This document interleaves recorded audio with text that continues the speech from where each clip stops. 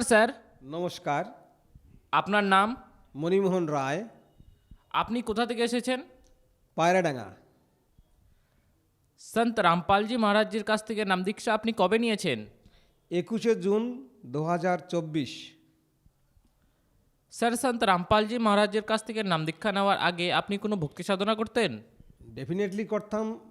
ছোটোবেলা থেকেই ঈশ্বরের প্রতি একটা টান ছিল, প্রবল টান ছিল। তার মা বাবাকে দেখতাম, মানে আমার মা মুখে মুখেই অনেক কিছু রামায়ণ, মহাভারত, গীতা, তারপরে আরও অনেক ধর্মের কথা মুখে মুখে উচ্চারণ করতো, মানে বলতো, আমি শুনতাম।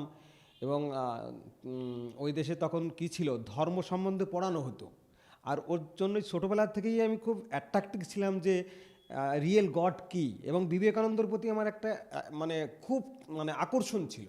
ইউপিতে গিয়েছি, তারপরে নবদ্বীপ গিয়েছি, নবদ্বীপ আপনার মায়াপুরে, নবদ্বীপ যে ইস্কনে গিয়েছি, ইস্কনে বহুবার গিয়েছি। এবং নাচা গানা, ওখানে পূজা করা, ওখানে থাকা, মানে ওই হরে কৃষ্ণ যে বেদি দিয়ে করা, মানে ঈশ্বরকে খোঁজার জন্য বারবার আকৃষ্ট হওয়া। এবং ওখানে গিয়ে যে সমস্ত জায়গায় ভক্তির আছে, যত বই আছে, ওই বইগুলো কিনতাম। বই কেনা আমার একটা, মানে ভক্তিমূলক বই কেনা আমার একটা টেন্ডেন্সি ছিল ছোটোবেলা থেকে। স্যার, আপনি ছোটবেলা থেকে বহু সাধনা করেছেন, বহু ভক্তি করেছেন এবং বহু জায়গায় ভ্রমণও করেছেন, যেরকম মায়াপুর, তারকেশ্বর, দক্ষিণেশ্বর, ইস্কন। তাহলে সন্ত রামপালজি মহারাজের কাছ থেকে নাম দীক্ষা নেওয়ার কী কারণ হলো? আসলে নাম দীক্ষা নেওয়ার আগেরও একটা কাহিনী আমার মনে পড়ছে। সেটা হচ্ছে, আমি একসময় সঞ্জিত রায় বলে একজন ভকতজি ছিলেন। উনি ওনার চায়ের দোকান। তো ওই চায়ের দোকানে একটু চা খাওয়ার প্রবণতা আমার বেশি। তো চা খেতে যেতাম, আর ওই সঞ্জিত ভগতজি সুন্দর করে গুরুজি সম্পর্কে বলতেন। কিন্তু প্রথম না, আমি পাত্তা দেইনি। কারণ এরকম মনে হতো যে আমি মাস্টার ডিগ্রি, গ্র্যাজুয়েট করা মানুষ, একটা চায়ের দোকানওয়ালা এইসব বলছে। হ্যাঁ, এই যে এই ইগোটা সঞ্জিতদার কাছে সত্যি লট অফ থ্যাঙ্কস। কারণ আমাকে প্রথমেই এই ইগোর প্রতি আঘাত দেয়নি। কারণ মালিকের দয়ায় পরে গিয়ে বুঝলাম যে সঞ্জিতদার মধ্যে দিয়ে মালিকের কৃপা বর্ষণ হচ্ছে, আর সে আমাকে আস্তে আস্তে আস্তে আস্তে আস্তে বোঝানোর চেষ্টা করছে। তারপর একদিন সঞ্জিতদার কাছে, মানে দোকানে গেলাম, গিয়ে বললাম যে সঞ্জিতদা আজকে কোথাও কি, সেদিন রবিবার ছিল, আর আমি জানতাম যে রবিবার করেই সঞ্জিতদা যায়। তা আমি সঞ্জিতদাকে বললাম, আজকে কোথাও আছে কি, যদি থাকে তাহলে আমি যাব। ওই যে যাওয়া শুরু হলো, সেদিনকে নিয়ে যাওয়া হলো আমার পায়রাডাঙ্গা স্টেশনের পরে স্টেশন চাকদা। ওই দিনে গিয়ে গুরুজির বাণীগুলো দেখে, গুরুজির ভক্তি, মানে মানে ওনার যে মানে সৎসঙ্গের যে পাওয়ার, সন্ত রামপালজির যে সৎসঙ্গের যে পাওয়ার, যে ডেপনেস, যে inner meaning, A lot of power. আমি থমকে গেলাম। ওদিনে আমার ভিতরে এমন কিছু ইন্ডিকেট করছিল, আমার প্রত্যেকটা শিরা উপশিরা, প্রত্যেকটা মানে মানে কোষে, মানে কোষ তো শক্তির ফোয়ারা, মানে সোর্স অফ পাওয়ার। প্রত্যেকটা কোষ যেন আমার ভিতর দিয়ে গুরুজির হচ্ছে, মানে সৎসঙ্গের যে পাওয়ার। আমি মুখে শুনেছি, কিন্তু আমি অনুভব করেছি সেদিন গিয়ে যে সৎসঙ্গের পাওয়ার। এই যে শুনেছি যে হরিনামের সুধাসিন্ধু পান করিলে তার এক বিন্দু ভবব্যাধি হয় আরাম, ভবব্যাধি হয় আরাম। কিন্তু সেদিনকে দেখেছি যে এই সৎসঙ্গের যে পাওয়ার, এই পাওয়ার হচ্ছে স্বয়ং ঈশ্বরের সাথে কানেক্ট হওয়া, তার সাথে তার সঙ্গে রিলেশনশিপ বিল্ড হওয়া। গুরুজির প্রতি যে রিলেশান, তার পরমাত্মার প্রতি যে ভক্তের যে রিলেশান, শিষ্য যে রিলেশান, সেটা যুগে যুগে যে ছিল, তার পাওয়ার। সেদিনকে এসে বুঝতে পেরেছি যে আমি আর, মানে মালিক ভি মিল গিয়া, ঠিকানা ভি মিল গিয়া। ঠিকানা মিলেছে, মালিক মিলেছে। এই যে পরম শান্তি, এটা মানে সেদিনকে মনে হচ্ছিল, মানে কি মনে হচ্ছিল যে সত্যি, মানে পরম সুখ, পরম প্রাপ্তি, এটা আমার সেদিনকে মনে হচ্ছিল যে আজ আমি পেয়েছি। তো আমি বললাম যে এরকম নেপালে যাব। তো তার আগে আমার ছেলে আবার রামকৃষ্ণ মিশনে পড়ে, ওর কিছুদিন ছুটির জন্য আমার স্ত্রী ছুটি কাটিয়েছিলেন। তো বলছে যে কিছুদিন আগে ছেলের জন্য ছুটি নিলাম, তো আবার আমি ছুটি পাবো কি। আমি বললাম যে দেখো, আমি একটা জিনিস বিশ্বাস করছি যে গুরুজির নাম করে যদি কোনো কিছু করা যায়, গুরুজির কাছে যদি আর্জি জানানো যায় মন থেকে, ভিতর থেকে, তাহলে মনে হয় তুমি পাবে। তো এই বিশ্বাসে আমি বললাম যে তুমি ছুটি নাও না।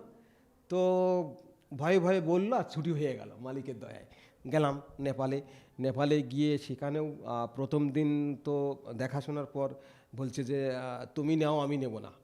তো আমার মনে মনে আছে যে হে মালিক, হে বন্দিশোর, বাড়ির সব আমরা তিনজন মানুষ, আমি আর আমার স্ত্রী যদি নিয়ে নেই তো ছেলে ওর মার কথায় বা আমার কথায় চলে আসবে। তো এই ভাবতে ভাবতে ভাবতে ভাবতে সকালে চা খেতে গিয়েছি।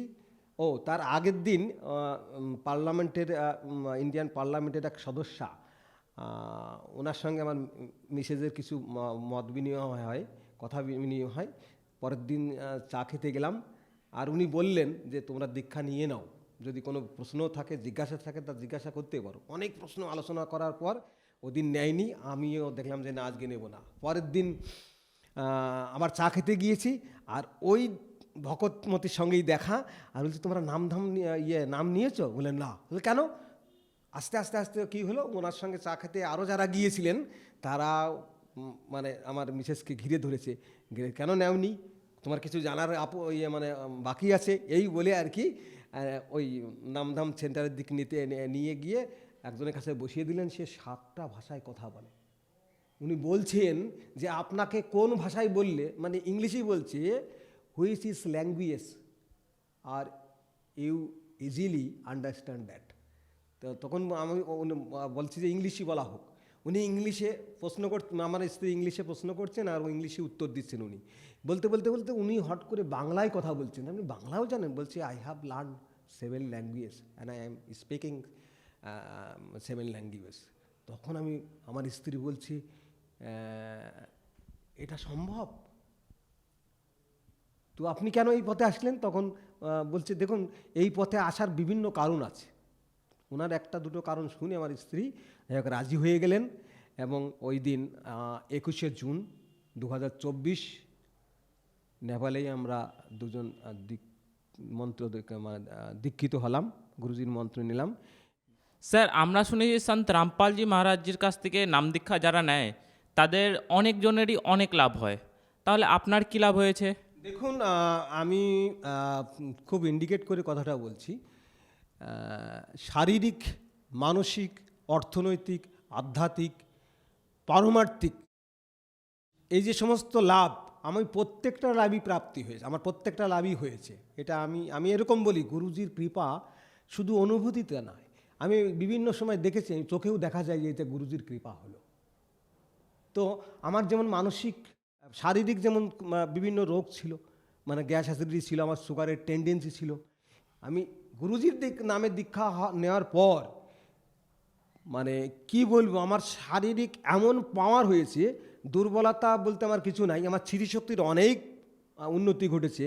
আমার শারীরিক যে সমস্ত প্রবলেম ছিল সে সমস্ত প্রবলেমগুলো আর নাই। তারপরে মানসিক শান্তি, মানে যেখানেই যেতাম সেখানে একটা টেনশান ফিল করতাম যে আমি মানব জীবনে কী করলাম, কতজন কত সাকসেস হয়ে গেছে, এত বড় বাড়ি গাড়ি ব্যাংক ব্যালেন্স, তো এরকম মনে হতো তখন। কিন্তু এখন মনে হয় যে আমি সব কিছু আমার যে মানসিক যে শান্তি, যেটা পেলে মন খুশি হয়, খুশিতে ভরপুর হয়, আমার সেই মানসিক শান্তি আছে। আধ্যাত্মিক বলতে আমার মনে হয় যে ঈশ্বরের সাথে মানুষ কানেক্ট হওয়ার পর একটা দৃঢ়ভাব আসে। যেমন কোনো খেলায় যদি সে সাকসেস হয়, তার মধ্যে তখন যে মানে দৃঢ়তা আসে যে মানে আমি কিছু মানে বড় কিছু জিতেছি। এই যে ঈশ্বরের সাথে যে কানেকশান হলে যে দৃঢ়তা হয়, যে শান্তি হয়, যে সুখ পাওয়া যায়, সকল সুখের যে উৎস, সেই উৎসের সাথে যে মানে কানেক্টেড হওয়া যায়, সেটা এখন মনে হচ্ছে আমার যে আমি মানে সত্যিকারের আমার মানব জীবন সফল। স্যার, আপনি একজন শিক্ষিত ব্যক্তি, এডুকেটেড পারসন। তাহলে আপনি শিক্ষিত সমাজকে কি বার্তা দিতে চান যারা এখন সায়েন্সের উপরে ভরসা করে? তো এই প্রশ্নের উত্তর দেওয়ার আগে একটা ঘটনা আমি বলি, যে আমি যেমন বিভিন্ন জায়গায় গ্রন্থ পাঠ হলে আমি সেখানে ছুটে যেতাম, নবদ্বীপেও গিয়েছি, বা আমার পাড়া মানে গ্রামে বা বিভিন্ন জায়গায় যারা ভাগবত পাঠ করতো, গীতা পাঠ করতো, ওই আসর গিয়ে আমি পড়তাম, এবং আমিও গীতা পাঠ করে শুনিয়েছি, ভাগবত পাঠ করে শুনিয়েছি। কিন্তু আমি কোনোদিন বুঝতে পারিনি যে এই ব্রহ্মা বিষ্ণু শিব, এদের পিতা কালনিরঞ্জন, এদের মাতা শেরেবালী দুর্গা, আমি কোনোদিন জানিনি।